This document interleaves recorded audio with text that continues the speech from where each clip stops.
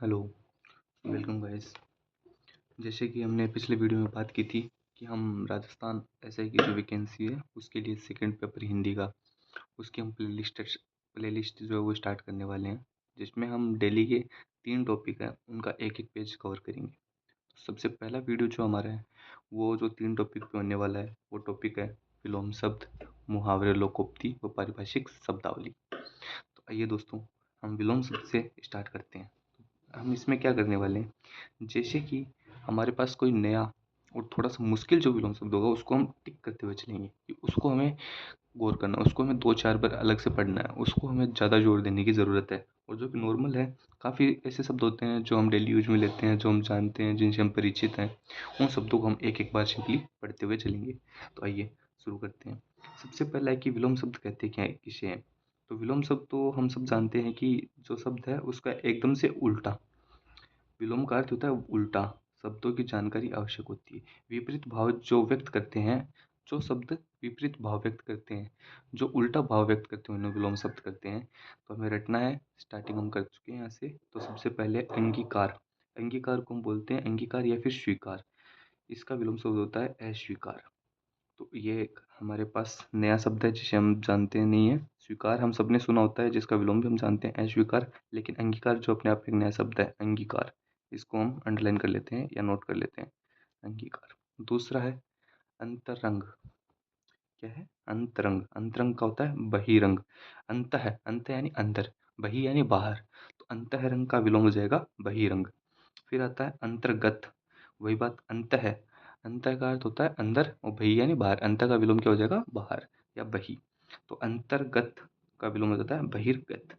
फिर अंतद्वंद्व, इसका विलोम क्या हो जाएगा? बहिर्द्वंद्व। फिर है अंतर्नाद, इसका हो जाएगा बहिर्नाद।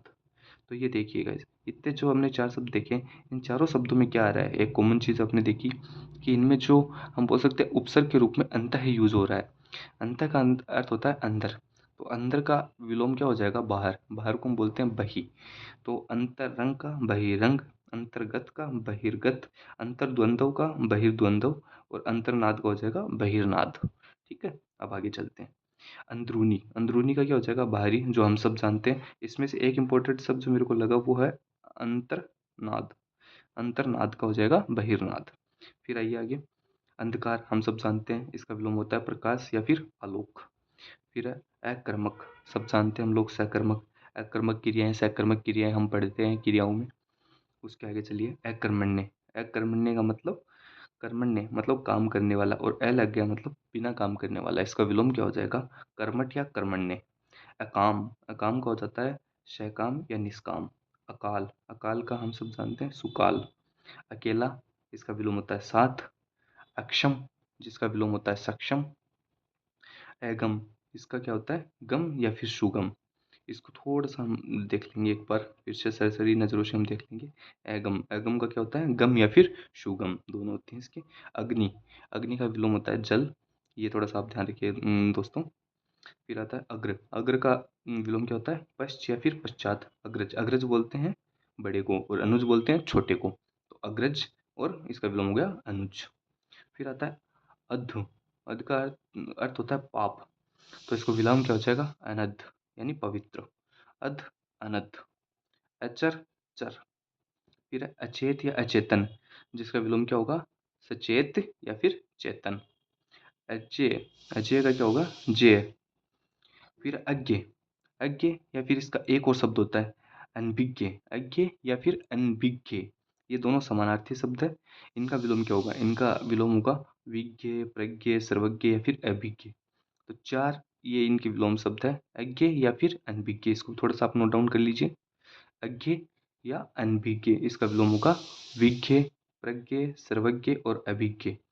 अतल। अतल का होता है विलोम वितल। अति। अति यानी क्या होता है? अत्यधिक। और अल्प यानी क्या होता है? कम। तो अति का विलोम हो गया अल्प। अति काय। अति का मैंने अभी आपको बताया था, यानी अधिक। काय यानी शरीर, तो जिसका अधिक शरीर हो यानी बड़ा शरीर हो, इसका विलोम क्या हो जाएगा? लघु काय या फिर कृशकाय। लघु काय या फिर कृशकाय। फिर आता है अतिथि। अतिथि जो मेहमान होते हैं उनको बोलते हैं अतिथि, और जिनके घर आते हैं अतिथि या जो अतिथियों को बुलाते हैं, जो मेजबानी करते हैं अतिथियों की, उन्हें बोलते हैं आतिथ्य। तो अतिथि का विलोम क्या हो गया? आतिथ्य। अतिवृष्टि यानी अधिक वृष्टि, जिसे हम बोलते हैं कई बार अधिक तेज बारिश हो रही हो तो उसे हम बोल सकते हैं अतिवृष्टि। तो इसका विलोम क्या होगा? अनावृष्टि या अनावृषण। तो अतिवृष्टि इसका विलोम हो गया अनावृष्टि या अनावृषण।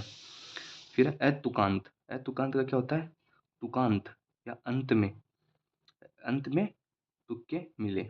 अतुकांत इसका विलोम होता है तुकांत। अतुकांत का विलोम क्या होगा? तुकांत। फिर आता है अतृत्य यानी यहाँ का, और तृत्य यानी वहाँ का। अतृत्य का विलोम क्या होगा? ततृत्य। अतृत्य इसका विलोम होगा ततृत्य। अतृत्य का अर्थ होता है यहाँ का, और ततृत्य का अर्थ होगा वहाँ का। ओके गाइस, जैसा कि हम सबने देखा, ये विलोम शब्द का एक पेज हम सबने आज कंप्लीट कर लिया है। इसके बाद हम अगले 2 टॉपिक करेंगे। एक होगा परिभाषिक शब्दावली का, और एक होगा परिभाषिक शब्दावली, और दूसरा होगा मुहावरे व लोकोक्तियों का। तो चलिए, थैंक यू गाइज, आज की वीडियो में इतना ही। धन्यवाद।